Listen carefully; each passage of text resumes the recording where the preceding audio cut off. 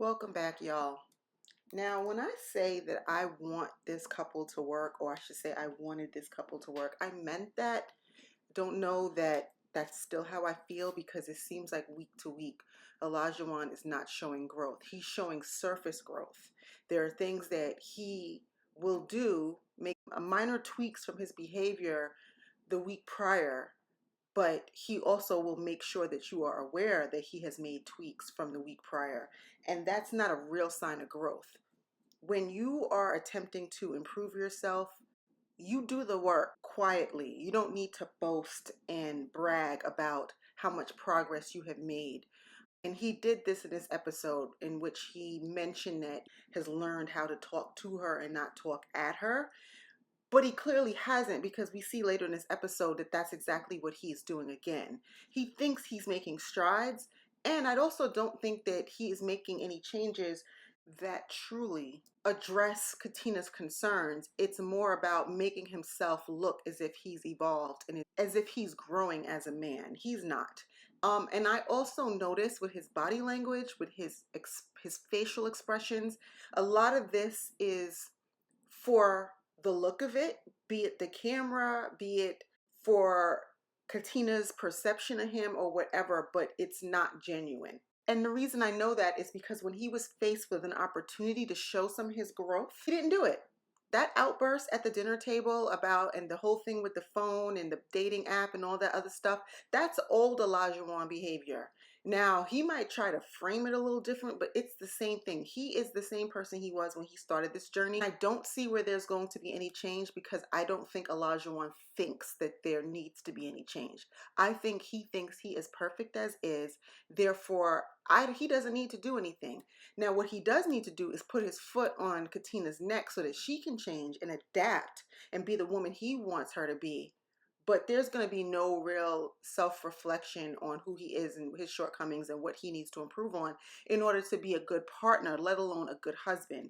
And his friends have even, they said that to her at the time of the wedding. They said he will try to mold you into who he wants you to be. Those words came from his friends' mouths. And we are now seeing it play out in real time. Now, my theory is that there's some insecurity under the surface, a little Napoleon complex at play, that where he feels the need to push Katina down in order to make himself feel better and to also make her conform to how he wants things to look. And I think he believes that he got the right one, because up to this point she has exhibited that she will conform and that she will work around his and try to conform to his standards, and she will work around his ways in order to make him happy. So while we see this first scene when they're on the gondola ride, it looks like things are moving in the right direction. But true to Olajuwon's form, he will show his ass because that's what he does. A week or so, you really were showing who Katina is. I love that we had a bounce back. I was scared for a second that we weren't gonna have that bounce back. I wasn't scared. I'm like, he's tripping. And read between the lines, folks. That right there was a jab. It was, oh, now you're showing who you really are. Now you're stepping up to the plate. You know, he couches his statements in a compliment, but really what he's saying is, girl, you was effing up and now you're getting it together, and I'm glad that we're bouncing back now because, you know, our failure or our shortcomings was on you. That's a backhanded compliment right there. And Katina, whether she saw it or she just chose not to address it simply because they're in a good space and she wants things to continue with the good energy, but it's clear to me, and I think it's going to be clear to a lot of other people, that that was a jab at her and basically saying like, well, I'm glad you got your ish together because I didn't think this was going to work. But because you worked on yourself, we're good now. Again, taking the onus off of him and what part he plays in any of the dysfunction or the challenges that they were experiencing as a couple. So after their date, they seem to leave on a high note. And then we see that they're going to have a group dinner. And this is when all hell breaks loose again. When it's their turn to talk at the table, Katina has some positive things to say. She thinks they're in a good place, but lo and behold, I feel like we get along good. I feel like our foundation is solid. it's It's about to be showtime, y'all. You can see by the look on his face and that little half giggle that his performance is about to commence. So take your seats, get your popcorn, and watch the show. Me and Katina have great chemistry, great chemistry. But I question, is the chemistry marriage chemistry, or is it friendship chemistry? I go off of what I see, but if we're gonna be honest, it's something I noticed today on my way here that bothers me. And it makes me question, is this marriage somewhat real? You know, it's the theatrics for me. You know, he takes a pause, he has a little smirk on his face. He delivers his lines in a way where he's got everybody sitting there with bated breath to see what he's going to say. It's a performance. Your man is on stage right now because that's what narcissists do. They need all eyes on them. And it will be at the cost of the very people who care about them. And they don't care because they want that attention. And they thrive off of the drama of this all. You know, this was, he's on stage. You know, this is his moment to make it seem like he's the victim here somehow. This very well could have been and should have been a conversation that was had behind closed doors. Now, we know there's no real behind closed doors in a reality show, but not in front of all these other couples. You do not ambush somebody that you say you care about in front of a group of people with some information that they are not privy to. I don't care if he just found out on the bus ride over there. You either be an adult and you hold that until y'all have some privacy, or put on your big boy pants and talk about it at the table. So if you want to talk about something at the table, then talk about it at the table. And he uses these words, he dangles it out there. And that's where the gaslighting and all of the manipulation comes into play, because she doesn't know what he's upset about.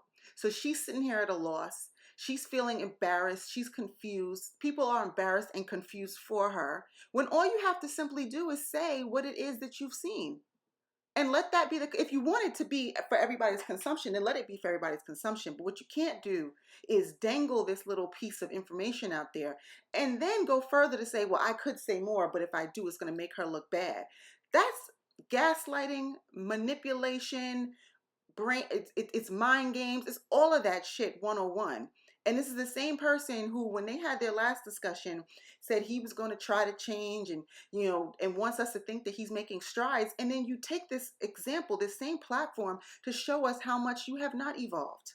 And you're using this to embarrass your wife. And he throws that word wife around so often and so easily and with such vitriol. You're my wife. It's like as if the fact that she's his wife means so much, and it does and it should. But on the flip side of that, you don't embarrass your wife. You cannot use the fact that she's your wife. You can't use that title as an excuse to wild out and to scream and rant and rave and to be so upset about what it is that you found on her phone. But then don't treat her like a wife, because that's not how you treat a wife or a partner. That's not how you even treat a friend. But his need to be the center of attention and to hear himself speak overrides any of the decency and respect that one owes to their partner, to their spouse. It's not about Katina, it's about OLAJUWON, and it's always going to be about OLAJUWON. His friend said it. On the bus ride over to the dinner, I borrowed Katina's phone and I skimmed through it and I saw something that really upset me. I tried to put it off, you know, just try to ride the night out, but I just couldn't do that anymore. I had to speak my mind. Number one, why are you in her phone? Number two, borrowing her phone. Borrowing her phone for what?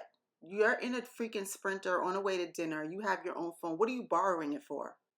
So were you borrowing it? Were you skimming through it? Were you looking through it? What were you doing, OLAJUWON? That's still not clear to us. You need to make this make sense. It sounds like you just wanted an excuse to light some fireworks and produce some drama. If you want me to bring it up, I'll bring it up right to this table right now. Yes, sir, bring it up. Bring it up. You brought this much up. What you don't do is dangle something out there, put something out. That's just such an immature way to move. It really is. You're 30 years old.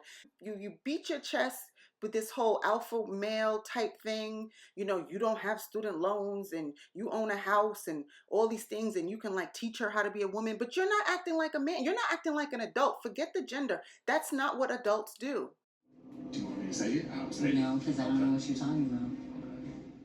And you notice the smirk on his face? He's not. Listen, we've all been there. You've been angry. You're seething. Something has got you upset. But what you don't do, sit there with this smirk like, okay, all right, you know, I'm doing this for you. I'm saving you. Like, I can make you look real bad right now, but I'm not going to do that. Again, going back to this thing where you are being benevolent. You know, the power is in your hands. If you choose to, you can make her look bad. This is a power play. And he keeps doing this episode by episode. I have no idea. I'm lost, just like everybody else. No idea. For 1 minute, we're kissing at the table, and then the next minute, it's like Jekyll and Hyde. No idea. How are you from my position right now? Up in the air. She got it right. It's Jekyll and Hyde. He is playing mind games with her. He's that dude who likes to stir the pot. You know, that break up to make up kind of thing. He thrives off of the drama and the dysfunction of it all. I don't know what he's talking about, so it's a conversation we'll have later in private. I would have brought it to you before, but I noticed it on our way here. I've been holding it in, But you brought it to everybody now without addressing it to me in private. But if we're gonna be honest, like I told you, I'll be truthful and honest on my vows. But there's a difference between being honest and you're insinuating something in front of everybody. That's not being honest to me. Like you're throwing something in a flame, and I Don't categorize this as honesty. I'm just being honest. A lot of people do this. They say mean things and they say, well, I was just being honest. Or they do mean things. Well, I'm just being true to my feelings. You cannot use the word honesty as a catch-all for your poor behavior. If you truly could not hold it in because it was bothering you that much, if you were seething under the surface, pull that lady aside. Go talk about it in the freaking hallway. The cameras will still be there to capture it if that's your concern. But what you're doing right now is you are intentionally trying to embarrass this woman. and I don't even know. You understand what he just did? I 100% hear what I'm talking with you. I'm not talking at you. There's a point where I promise to be honest with you, but there's a point where I promise myself I gotta be honest with myself. And see, here he go trying to give himself credit, trying to pat himself on the back for not behaving poorly in the same way he did last time. So he said, I'm talking to you, I'm not talking at you. But that's not the issue right here. You're doing something that's equally egregious. But he wants credit for communicating properly with his wife. You never should have been talking at her to begin with. So don't even bring that up because that's not the crux of this issue right here. And he's trying to pretend as if, look how calm I am. I'm being calm. I'm not screaming. I'm not ranting and raving. He wants credit for doing things that you should not have been doing to begin with. How are you being honest when you just said there's something here and I noticed on the way here? You didn't wait until after this to bring it to me. Because I don't have to engage in what it is. I could just address it so you know your husband's not okay. He doesn't have to engage. He just has to address it. What the hell are you talking about? Addressing it is addressing it. Addressing it is not dropping little breadcrumbs and hoping she'll figure it out or forcing her to sit and wait patiently until you decide you want to talk about it. You never should have brought it up right now if you weren't prepared to address it. That's what addressing things looks like. It allows somebody, A, to have all the information, to know why you're upset, to know what we are arguing about, so that they can speak their piece and so that they can explain themselves or ask questions or whatever. And I gotta figure out what the problem is with my husband. Whatever it is, when I explain it, you're my wife. This shouldn't even be a conversation. Whatever it is, you're my wife. This shouldn't be a conversation. OLAJUWON, what does that even mean? So that means you have a right to berate me, to chastise me, to be upset with me, to embarrass me because I'm your wife, and you don't have to explain any more than that? That makes absolutely no sense, dude. And here you go again throwing this word wife out. As if that gives you carte blanche to deal with her whichever way you want to, whenever you want to. That's not a discussion. That's not a conversation. That's not communication. I want to know more about his parents. I want to understand what he observed as a young man growing up, that he thinks that this shit is normal or he thinks this is okay. He's such a, Because she's your wife, what, you own her? That you don't have to explain yourself. You don't have to tell her why you're mad. You know, you can just give her the cold shoulder. You can embarrass her in front of other people. You can dangle information out there and you need to say no more because you're her husband. Dude, make this shit make sense. So it's something I don't want to address, because if I address it right here on camera, it could get ugly. It really could, and it'll make her look bad. So I'm not going to do that. I'm going to talk to you one-on-one. But the way you... What does "it could get ugly" mean? That sounds like a subliminal threat to me. And I don't mean a physical threat, but it sounds very threatening. As if to imply she don't want me to bring it up here because, you know, it's going to get ugly and it's not going to bode well for her. What does that mean? Say what you mean, bro. You've already embarrassed her. So what ugly are we talking about here? Here's the manipulation. Now he's trying to flip it as if to make her believe, look, I'm protecting you right now because I could say this and it's going to make you look bad. But because I love you so much, I'm not going to make you look bad, even though I'm the person that brought up the topic that is making you look bad. You see the mind games that this dude is playing here? And watch this scene. After you just humiliated this woman, you threatened her, you made her look stupid, you made her look bad, you've embarrassed her, you've confused her, and then you're going to put your arm out so she could hook her arm into yours and that y'all can walk out husband and wife as a couple. And then when she refuses or she hesitates, he smirks at her like, oh, you don't want to hold my arm now? That's more of the mind games. That's more of that, listen, I'm still being a gentleman here. Like, I've done nothing wrong to you. You know, I'm still trying to treat you like a lady. But, you know, now you're rejecting my efforts. Why? Let me see. Why do you have that? This is old. It doesn't matter. Why do you have that? I don't have a profile. This is old. There was a dating app in my phone. That app has probably been there for a couple of years. I literally forgot that it was even there. Dude, a month ago, she didn't even know your name. Both of you are on this show because you weren't having success meeting people through the traditional channels. So it would stand to reason that, yes, she's been on dating apps. And as of 6 weeks ago, she was probably actively dating. That's the whole nature of this beast. Now, had y'all been together 3 or 4 years and the app was still there, even then, that's a conversation you have. You just don't spaz out on somebody. You ask some questions and you allow them the opportunity to answer those questions. If I had that, how would you feel? I would ask you about it, but this is old. The fact that it's still there on your phone and you still keep it there, it's spit in my face because that... Sir, do you know how many apps are actively sitting on people's phones? How many times you download an app, you forget about it, you move on to something else, and you don't start deleting stuff until you run out of memory? That's not uncommon. Because that first thing I delete... Hold on. All I hear is excuses. It's not excuses. They are excuses. If it's on your phone, it's an excuse because what you're going to say of why it's on your phone is an excuse of why it's there. Here we go again with him cutting her off, not allowing her to speak. This is supposed to be a discussion, a conversation. You cannot ask somebody a question and not allow them the opportunity to answer you. And you're wrong. And even furthermore, you can't say that everything she's saying is an excuse.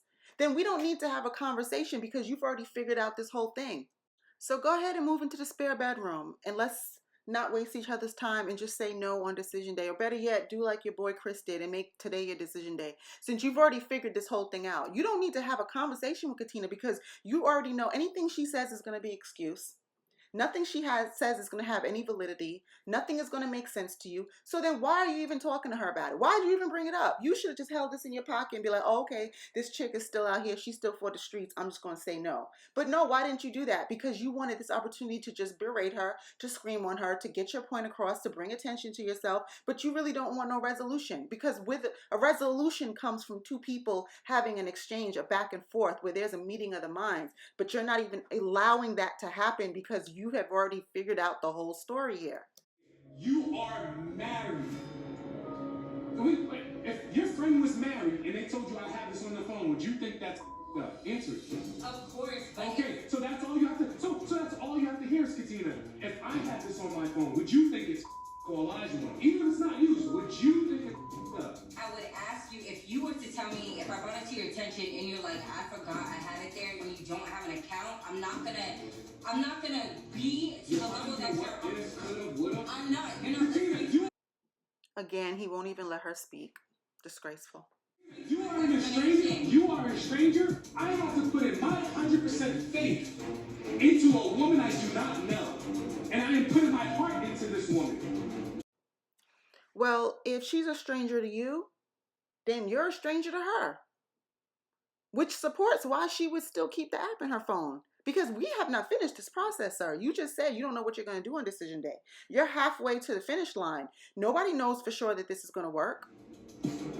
I deleted every single thing that makes you question who I am as a person. You can roll your eyes. I'm rolling my eyes because you're yelling at me. It's okay. That's why I'm So we rolling don't my need to eyes. talk, and we don't need to talk. Couple of things. He says that he deleted everything that would make her question who he is. You cannot assume what would make her question who you are. If you deleted your apps, it's because you chose to delete your apps. That's number one. Number two, we don't know that you deleted your apps. We don't know that you deleted. Forget your apps. We don't know that you still have the phone numbers of girls you used to deal with. You are a former self-proclaimed playboy. Don't tell me that you've deleted all the numbers of all the chicks that you used to deal with in the past. Did you delete them? Did you unfriend them? Did you stop following them on Instagram? Like, we don't know all of that. And we don't, well, at least I don't think Katina cares because she's not made an issue of it. She's not gone on your phone. She has not questioned you about it. So just because that's the way you move or you say you move does not mean that she needs to move the same way. And here we go again with him screaming at her. She hasn't had an opportunity to even explain or to talk about it. He's already yelling and raising his voice when he just said he wasn't going to do that no more. And then lastly, when he doesn't like what she's saying or she's not backing down or she rolled her eyes or whatever it is that triggered him, now he's saying we don't have to talk about it. So when you don't get the response you want, or if she has not straight apologized to you, I don't know what OLAJUWON wants from her, but anything short of that is going to make him just shut down and, you know what, let's not talk about this no more. His communication skills just suck. And especially, this is especially troublesome because he keeps throwing the word wife around, husband around, as if that's supposed to mean something. But none of his behavior is husband-like or is befitting of a wife. Dude, you have to make these things make sense. If the dots are not lining up here. Either she's your wife, and because she's your wife, she's on a pedestal, and it means so much more, and this relationship means so much more, the communication, how you deal with her. And if that's the case, then you need to treat her accordingly. But you're talking to her like she's a girl in the streets, and you're saying the reason you're doing it is because she's your wife. None of this makes sense to me. You know, sadly, I think she's going to stay with him. I think they're both going to say yes on decision day. So I don't even know why I'm allowing this man to get my pressure up. But this is just triggering. And, you know, Katina might say yes and they might go on and they might be happy and all that good stuff. But, you know, just a cautionary tale to the young woman out there. You run. These are all red flags. You know, he is an insecure man who is using her as a step stool so that he can feel better about himself. And it's abusive. You know, it's verbally abusive. No, he's not laying his hands on her. He's not Ike Turner, but he is verbally abusing her, and he is beating down her self-esteem so that he can recreate her the way he wants and mold her to be the wife that he wants her to be. And it's just problematic, and it's just hard to watch. So let me know what y'all think. I'm just gonna stop here and yeah, because he got my pressure up. I'm gonna go get me a glass of wine because I'm incensed. I just can't watch this. I cannot watch this little man treat her like this. It's just, oh gosh. Anyway, let me know what y'all think. I gotta go.